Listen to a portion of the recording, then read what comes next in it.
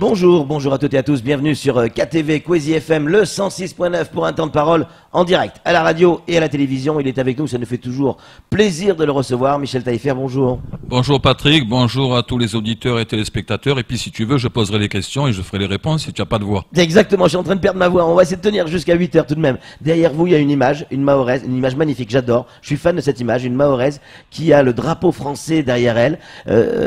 Pourquoi on a mis cette image? C'est Mayotte.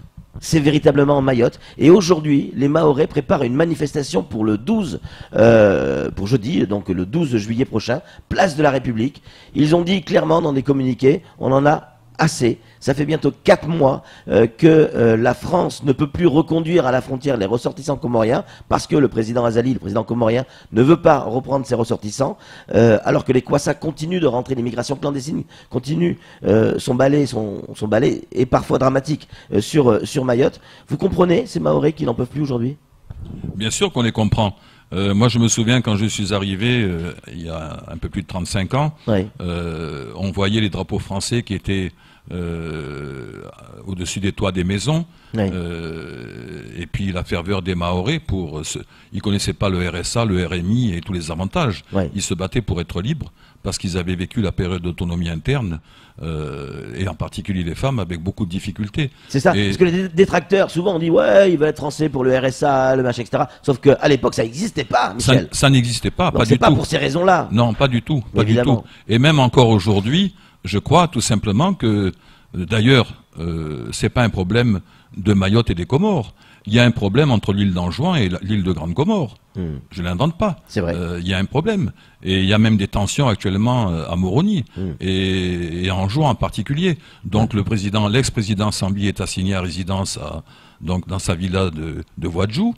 Il doit y avoir un référendum qui doit se passer fin juillet.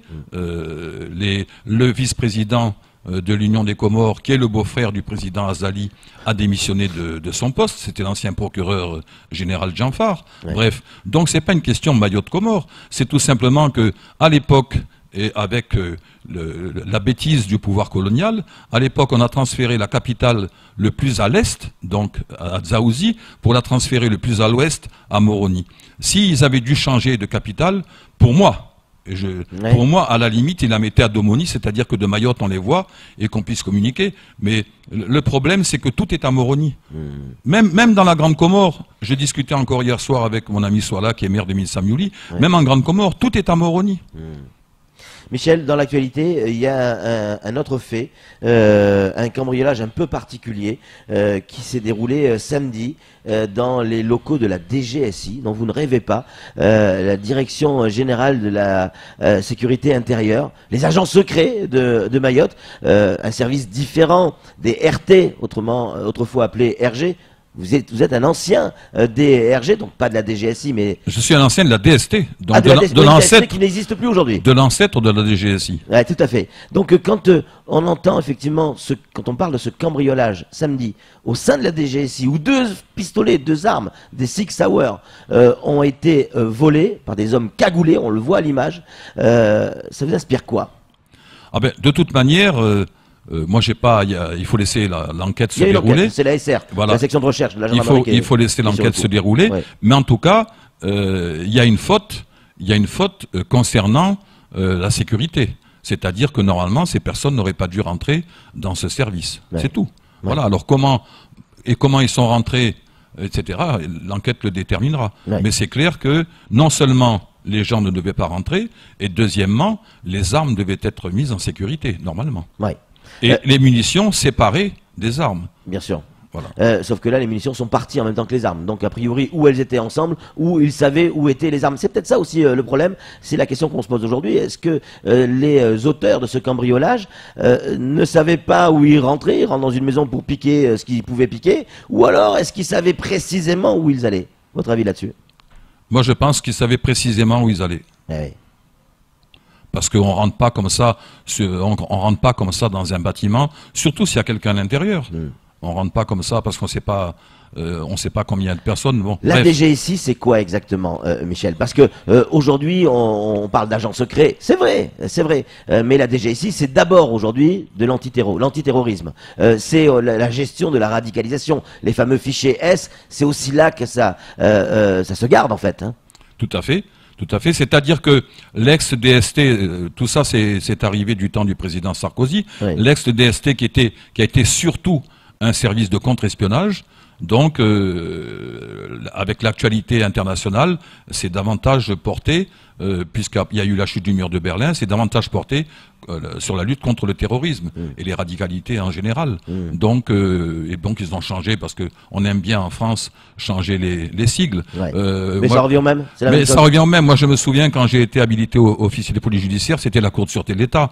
Et depuis, on se masturbe pour sortir des textes et des lois, alors que si vous reprenez les textes de la Cour de sûreté de l'État, tout y est pour pouvoir travailler. Pour bien expliquer à ceux qui nous écoutent, à ceux qui nous regardent et à ceux qui nous lisent, quelle est la différence entre la DGSI, autrefois appelée DST, et les RT, autrefois appelés RG? Quelle est la différence entre ces deux services? Alors, les RG étaient chargés de faire le renseignement intérieur, c'est-à-dire le contact avec les élus, les syndicats, les partis politiques, etc. Et ils s'occupaient des élections. Tandis que la direction de la surveillance des territoires, il y avait le contre-espionnage, il y avait l'antiterrorisme, et puis il y avait l'anti-subversion. Ouais. Voilà. Alors, Bon, le côté politique, c'est terminé côté RT. Hein. oui, c'est Ils font terminé. plus de politique, hein. Ils font plus de politique. Ouais. Voilà. Donc c'est la différence. Et puis les RG autrefois ne faisaient pas de judiciaire en dehors d'une petite cellule, Oui. alors que toutes les affaires qui concernaient les atteintes à la sûreté de l'État, de toute manière, elles étaient traitées par la DST. Dernière question sur ce cambriolage de la DGSI. En métropole, les bâtiments de la DGSI sont souvent secret défense, parce que ça abrite un certain nombre de téléscripteurs qui transfèrent un certain nombre de messages codés à Mayotte. J'allais dire, on a eu la chance que ce bâtiment ne soit pas secret défense parce qu'il n'y a pas ce genre de téléscripteur. Imaginez 30 secondes que ce type de téléscripteur eût été volé à Mayotte. C'est tout le système français qui vole en éclats. Oui, de toute manière, effectivement, même pour être simplement fonctionnaire à l'époque de la DST, il fallait une habilitation secret défense. Forcément. Ça c'est clair. Donc, Michel Taillefer, on va finir ensemble ce temps de parole. Il nous reste 7 minutes. J'aimerais qu'on les consacre à la Médétrame. Il va y avoir ce soir une AG très importante, historique pour l'institution, où on pourrait bien voir l'éviction d'un certain Thierry Gallarme et la fin d'un épisode et l'écriture d'une nouvelle page. oui, ben de toute manière, il y a eu déjà une assemblée générale le mois dernier. Au cours de cette assemblée générale, 4 personnes ont été désignées au conseil d'administration, donc je ne les nomme pas, mais 4 personnes. Et aujourd'hui, il y aura une assemblée générale qui doit présenter normalement les comptes de 2017 et refaire l'élection, mais les comptes de 2017 n'ont pas été certifiés par le commissaire aux comptes, donc on ne pourra pas traiter de ces... Donc vous ne pourrez pas valider les comptes 2017. Mais Michel, On ne peut pas les valider. Selon mes informations, il n'y a pas que 2017. Il y a 2014, 2015, 2016 et maintenant 2017. Forcément, le procureur doit être informé. Il est certainement informé déjà par le commissaire aux comptes. Le commissaire aux comptes a déjà saisi le procureur. En tout cas, c'est sa mission. Oui. Ça veut dire quoi? Si ça fait 4 ans qu'il n'y a pas de compte certifié, ça veut dire que tout est possible, on peut imaginer tout et n'importe quoi sur l'utilisation de ces comptes? Ben, tout est possible, on le voit souvent aussi au niveau des hautes sphères de l'État. Ouais. Je veux dire, Mayotte n'est pas un cas. C'est vrai. Mayotte n'est pas un cas isolé. Moi, je me souviens, il y a au début des années 80, enfin milieu des années 80, de 90 ou les années 90, à La Réunion, un grand nombre d'élus, maire de Saint-Denis, président du Conseil général, sénateur, etc., s'étaient retrouvés au Niouf. Pour des tas de faits identiques. Bon, là, effectivement, de toute manière, Kwesi FM, on a bien expliqué ça. Vous êtes venu à plusieurs reprises, vous avez même fait un débat face à Thierry Gallarme. À sa demande. À sa demande, effectivement. À sa demande. Il devait venir ce matin. Il a décliné l'invitation, non pas pour débattre avec vous, mais pour être à votre place. Il a décliné l'invitation. Est-ce que ce soir, clairement, clairement, Michel, c'est la fin du mandat de Thierry Gallarme. Oui. Oui, c'est la fin du mandat. On a commencé d'abord par l'enlever de la présidence du MEDEF, parce que tout part de là. Et d'ailleurs, à la dernière Assemblée Générale de Médétram, il avait l'air de dire qu'il n'avait pas de légitimité par rapport au MEDEF. Ouais. Si, c'est moi qui l'ai désigné à l'époque, Oui. à la demande de Christophe Limousin, qui était son prédécesseur. Ouais. Donc voilà. Et puis, on a commencé il y a un an. Il a perdu l'élection, il a abandonné avant de faire l'élection à la présidence du MEDEF. Et donc, ce soir, on achèvera. De toute manière, c'est pas une question d'homme. Non, le processus, oui. c'est pas une question d'homme. Je crois que maintenant, il y a une gouvernance, il y a une nouvelle gouvernance au niveau de Médétram. Médétram, ce sont les cotisations donc des entreprises ou des organismes qui y cotisent. Il faut que Médétram se remette en marche. Et puis c'est tout. Donc, il y a eu énormément d'argent, et vous l'avez dit sur ce plateau, oui. énormément d'argent, et devant lui, du reste, qui a été dépensé par Thierry Gallarme, selon vous, par Thierry Gallarme, au profit de ses propres sociétés, et notamment des agences de publicité. Non, puis même, il y avait une directrice qui est toujours là. Ouais. On a observé que dans les derniers mois, il y a eu 5 avenants à son contrat de travail. Voilà, bon, ça c'est autre chose. C'est encore autre chose, c'est encore une autre histoire. C'est autre chose, ça. voilà, Ouais. mais voilà. Mais on n'arrêterait pas. On n'arrêterait pas. Je veux dire, il y a d'autres structures où ça n'arrête pas de faire des voyages, les hôtels à Paris, etc., etc. Bref, donc on n'arrêterait pas. Mais je pense que ça fera réfléchir un peu les gens qui ont des mandats, les mandats qu'ils ont pour rendre service, pour travailler au profit de la collectivité. Est-ce qu'on va pouvoir sauver la Médétram? Oui. Financièrement, parce qu'il y a eu quand même beaucoup d'argent, on parle de plusieurs centaines de milliers d'euros qui se seraient évaporés. Alors il l'explique, à chaque fois il donne des explications. C'est le procureur et la justice qui devront, semble-t-il, maintenant trancher, savoir s'il y a eu quelque chose d'illégal ou pas. Mais malgré tout, cet argent n'est plus là. Est-ce que, oui ou non, la Médétram pourra se relever? Oui.